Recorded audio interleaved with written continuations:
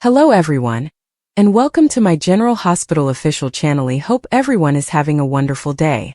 Before we begin, please hit the subscribe button and give this video a thumbs up. The air in the Port Charles Metro Court Ballroom was thick with the scent of thousands of white roses and the low, excited hum of the city's most influential citizens. Crystal chandeliers cast a soft, forgiving light over the assembled crowd, glinting off fine china and the delicate rims of champagne flutes. At the center of this opulent universe stood Drew Kane, his posture ramrod straight in a tailored black tuxedo, a smile of such profound, unadulterated joy on his face that it seemed to brighten the entire room. He kept glancing toward the ornate double doors at the back of the room, his heart hammering a rhythm of pure, uncomplicated anticipation. Beside him, his best man, Jason Morgan, offered a rare, slight smile. "Nervous?" Jason asked, his voice a low rumble. "Terrified," Drew admitted, his gaze never leaving the doors. "And the happiest I've ever been in my life." Across the room, Carly Corinthos adjusted the bow tie on her son, Michael, her eyes shimmering with unshed tears. "He deserves this," she murmured, more to herself than to anyone else. "After everything, he deserves this happiness." It was the sentiment echoed by nearly everyone present. Drew Kane had endured a lifetime of trauma crammed into a few short years. Captivity, memory loss, a stolen identity, a brutal prison sentence. Through it all, his moral compass had remained steadfast, a beacon of integrity in a town often shrouded in gray. And Willow Tate, soon to be Willow Kane, was his reward. She was his light, his solace, the gentle strength that had anchored him during his darkest storms. Their love story was one Port Charles cherished. A tale of redemption and healing, a union that felt not just right but destined. The music swelled, the familiar, majestic chords of the wedding march silencing all conversation. Every head turned. The great doors swung open and there she was. Willow was a vision of ethereal beauty. Her gown, a simple but exquisitely cut sheath of ivory silk, seemed to glow against her skin. The chemotherapy had stolen her hair, but in its place, she wore a delicate, crystal-encrusted headscarf that sparkled with every graceful step she took. Her face, though still bearing the faint traces of her illness, was radiant with a love so potent it was almost palpable. On her arm, her stepfather, Michael Corinthos Sr., beamed with paternal pride. His steps measured and sure as he guided her down the petal-strewn aisle.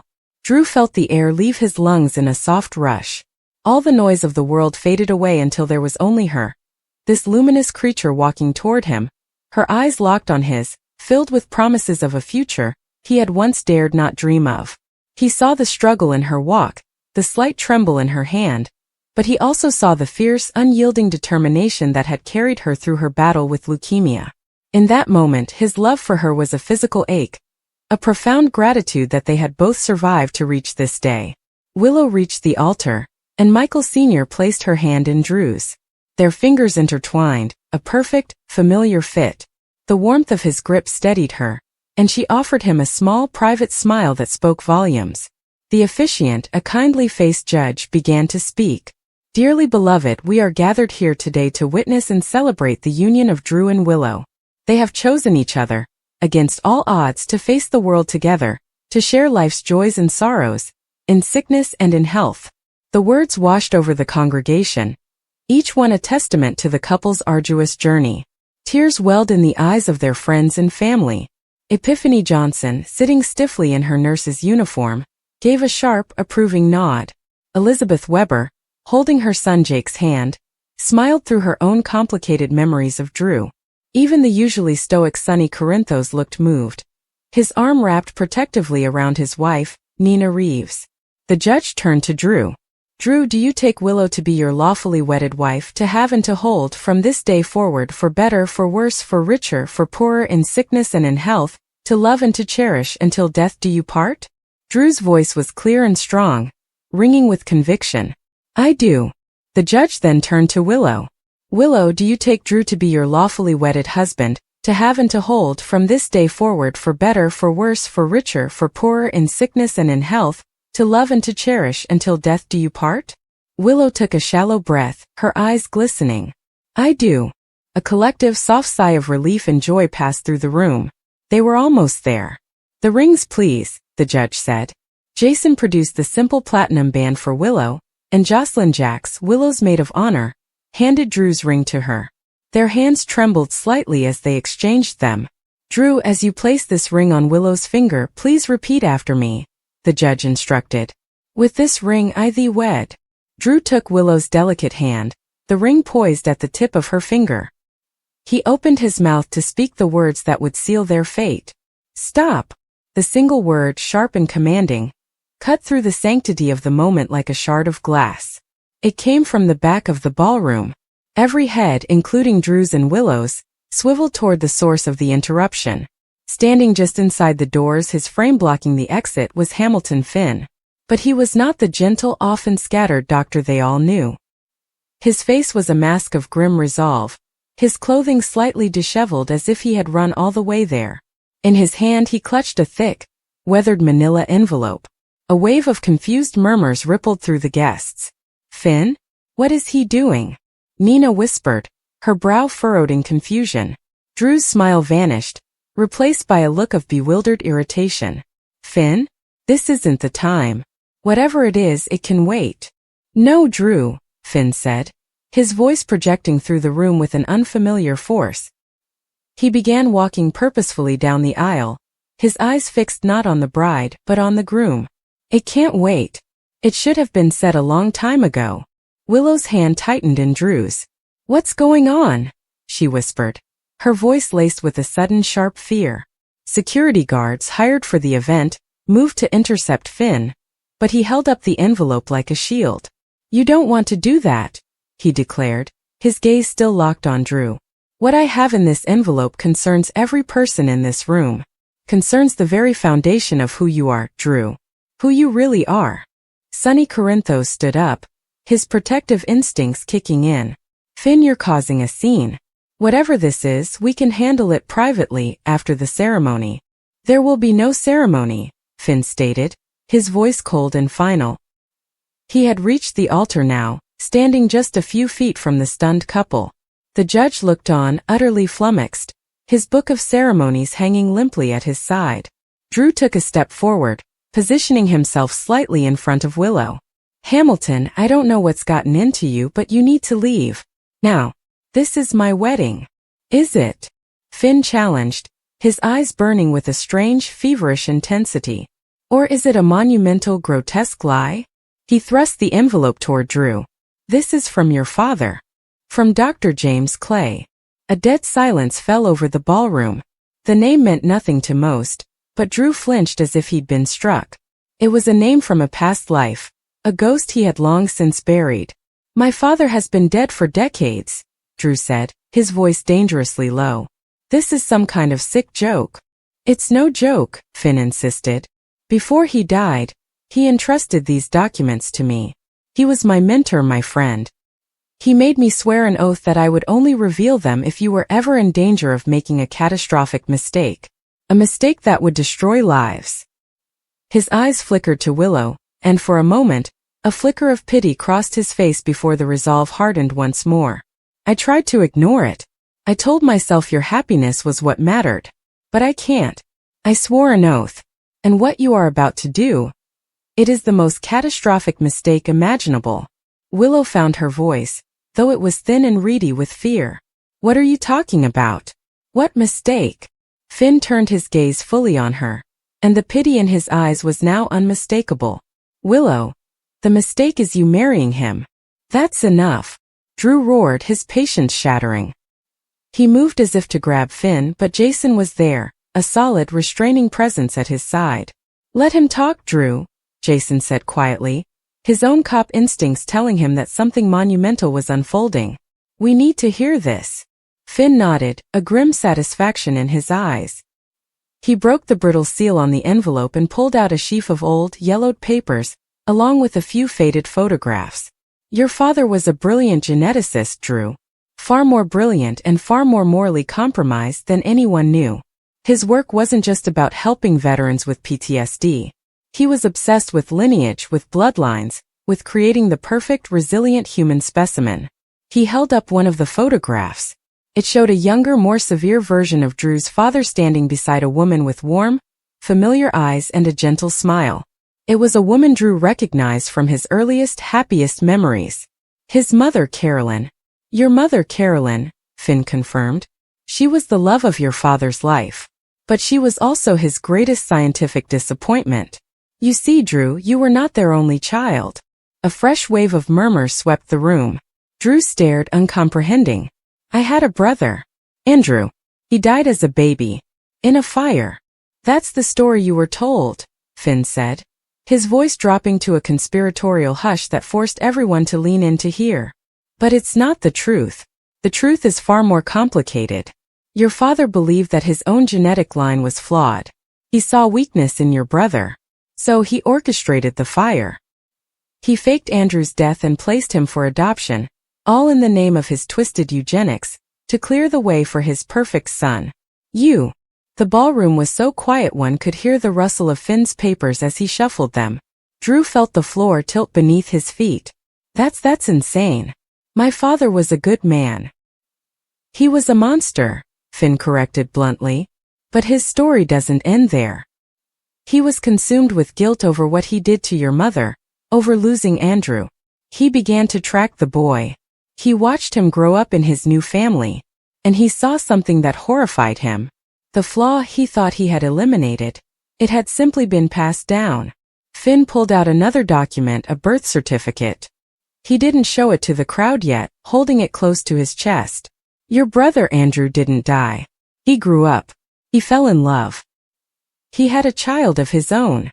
Drew's mind was reeling, trying to process the horrific story.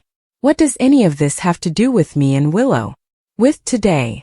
Finn's eyes were filled with a terrible, heartbreaking sorrow as he looked from Drew to Willow.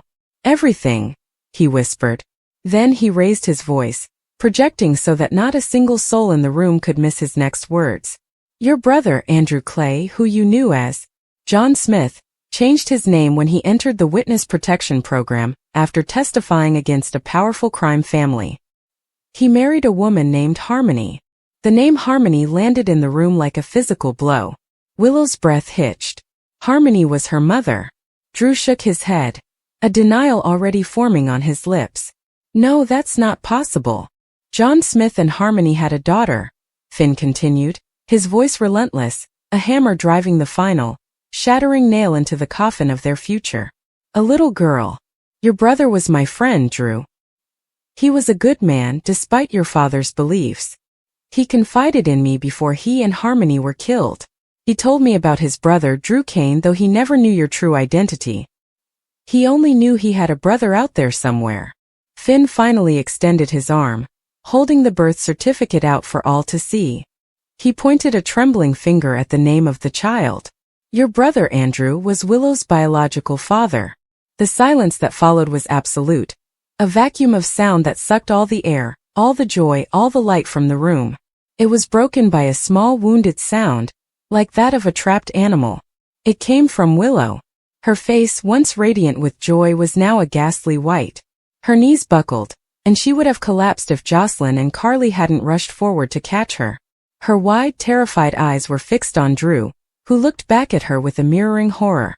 No, Drew breathed, the word a desperate plea. He stared at Finn, at the damning paper in his hand. It's a lie. It has to be a lie. My father, my brother. It's a fabrication. It's the truth, Finn said, his own voice heavy with the weight of his revelation. He pulled out one last document, a DNA analysis commissioned by his father decades ago, comparing his own DNA to that of his deceased son, Andrew, and later to his granddaughter. The genetic markers are all here. James Clay was a meticulous man. He kept records of everything. You and Willow share a paternal bloodline. You are her uncle. The word uncle echoed in the vast, silent ballroom, a verdict more final than any judge could ever pronounce. Willow let out a choked sob, her hands flying to her mouth. The world had narrowed to this single horrifying point.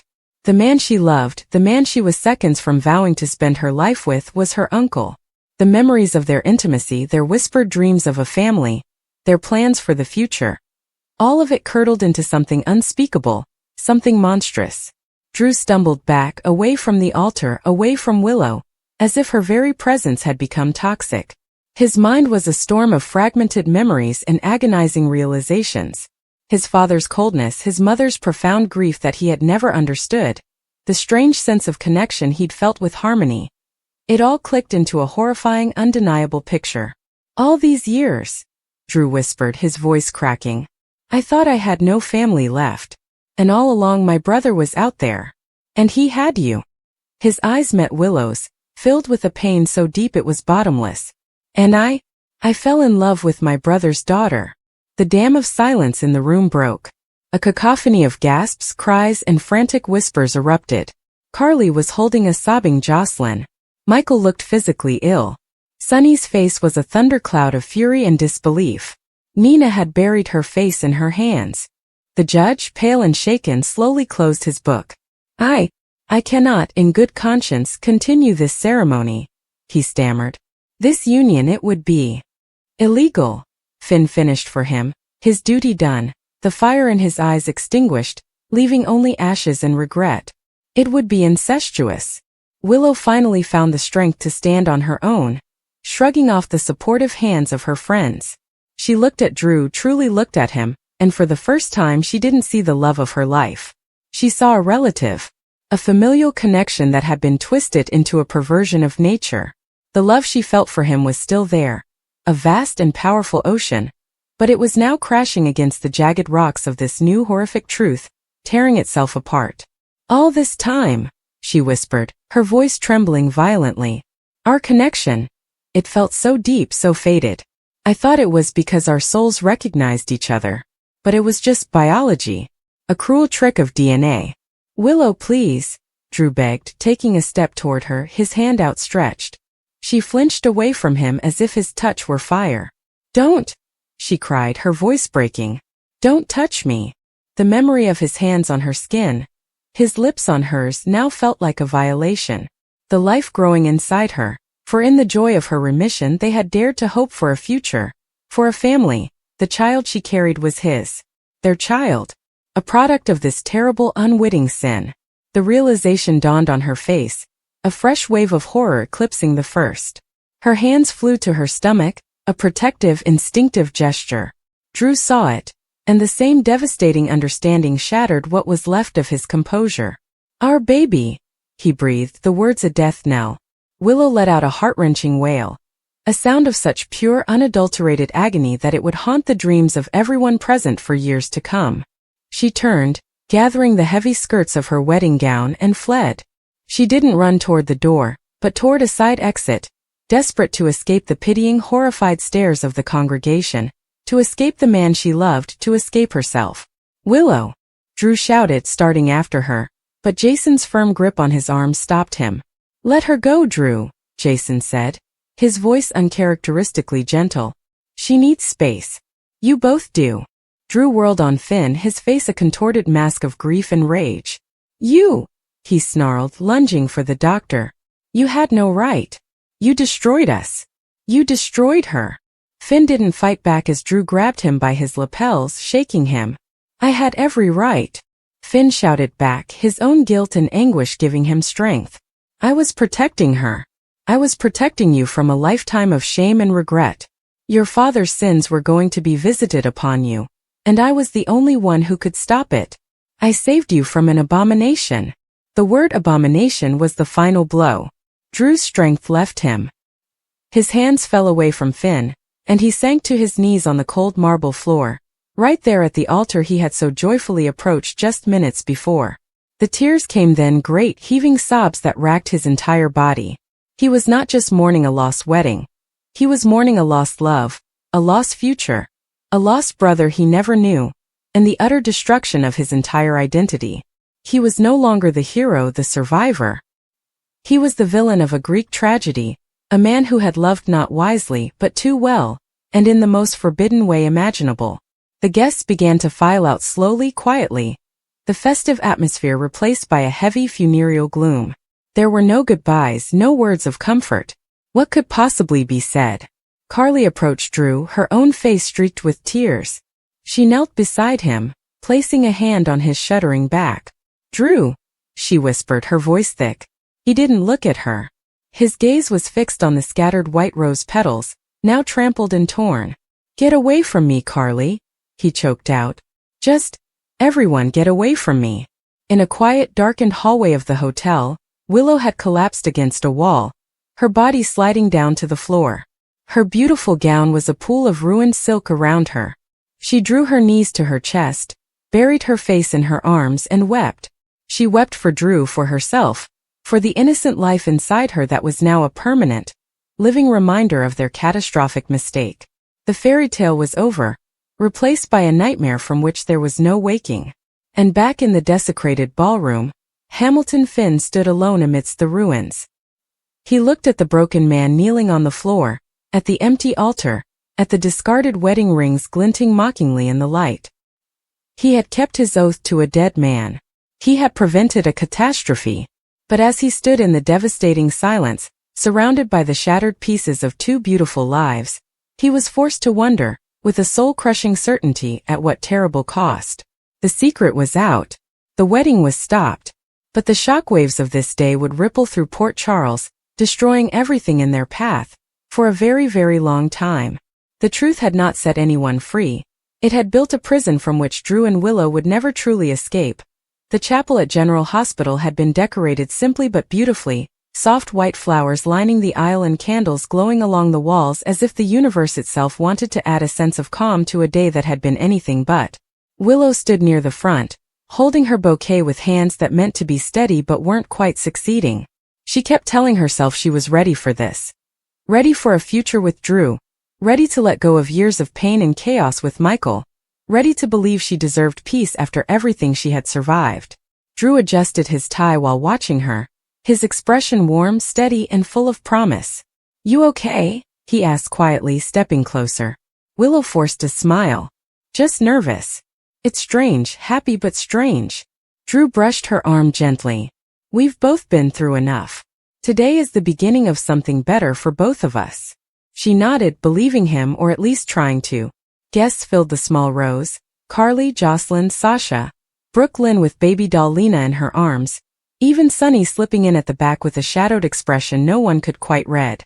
Michael had not shown up yet, something that twisted Willow's stomach in a way she didn't want to acknowledge. The officiant signaled that they were ready to begin. Willow took her place at the altar, Drew at her side, and the hum of whispered anticipation filled the chapel. As the officiant began speaking, Willow tried to focus on the words, on Drew's steady presence, on the peace she told everyone she had found. She reached for Drew's hand and felt his fingers wrap around hers. It should have comforted her. Instead, something inside her felt slightly off, like a faint warning she couldn't interpret. Before the officiant could continue, the chapel doors creaked open, and every head turned. Willow blinked, confused at the small figure standing there, wide-eyed, out of breath, and clearly terrified. "Wiley," Willow whispered, her voice cracking. The little boy stood frozen, then suddenly rushed down the aisle toward her. Carly rose from her seat. "Wiley, sweetheart, what are you doing?" Wiley shook his head urgently.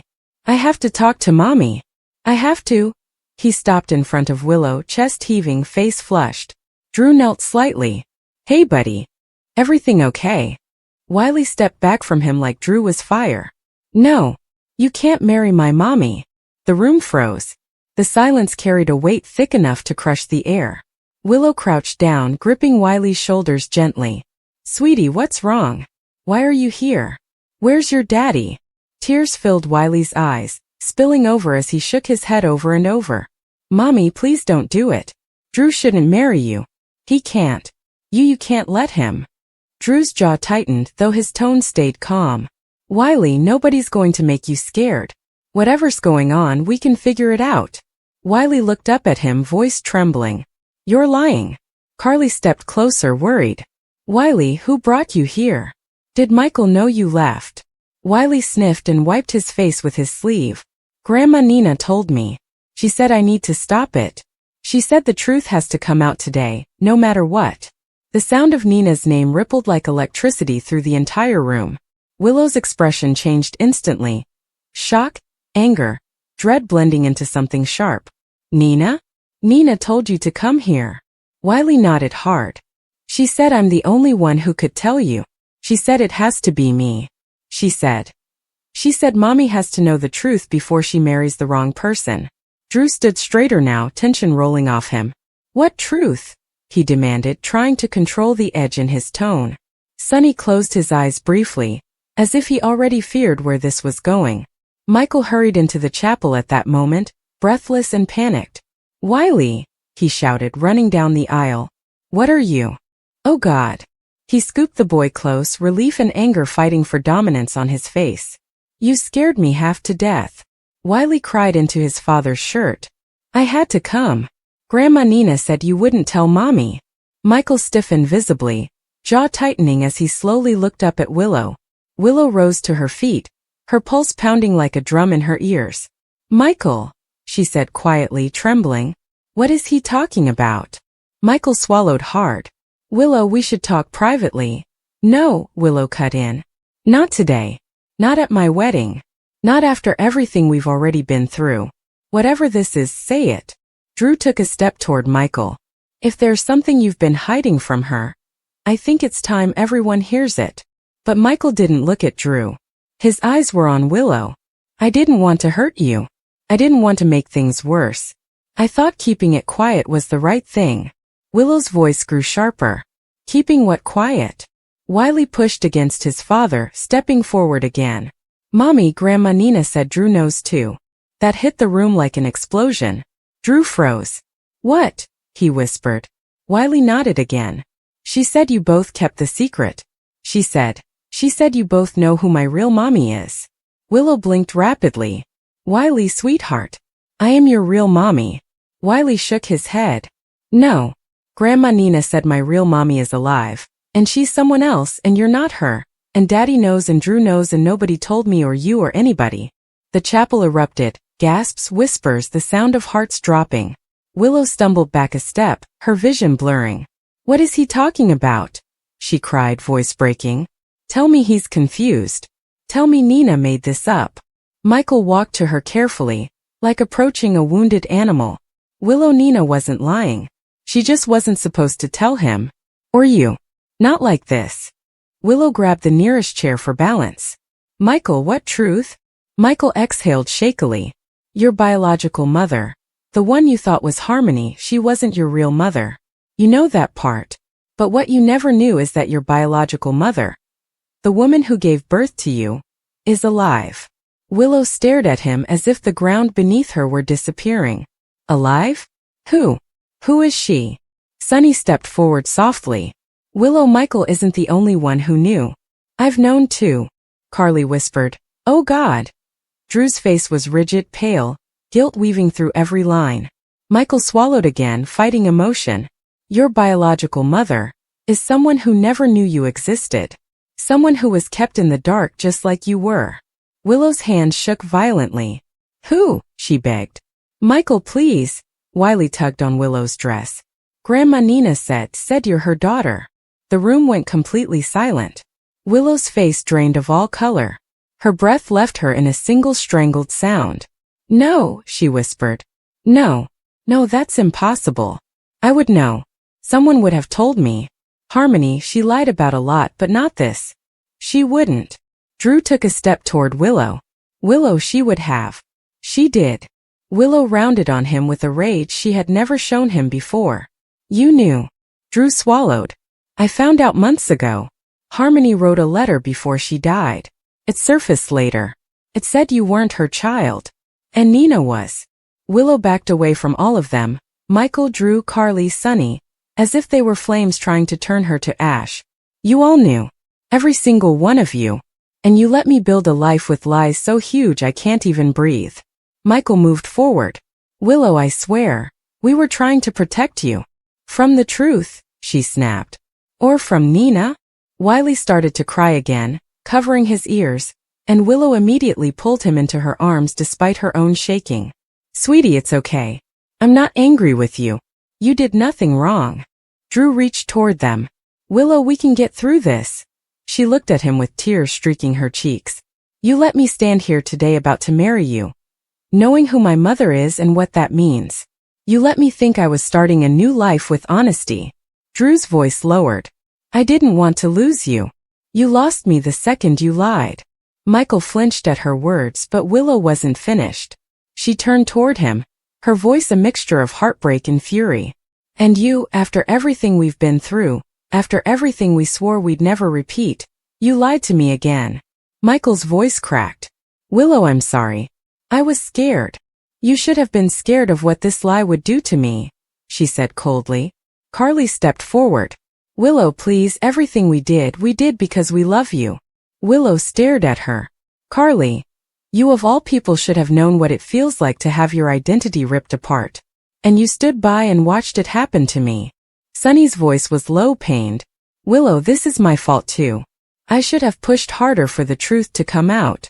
Willow shook her head, clutching Wiley close. No. This is all of you. Every single one of you decided you knew what was best for me. Drew whispered. I love you. Willow looked at him as if he were a stranger. Then you should have told me the truth.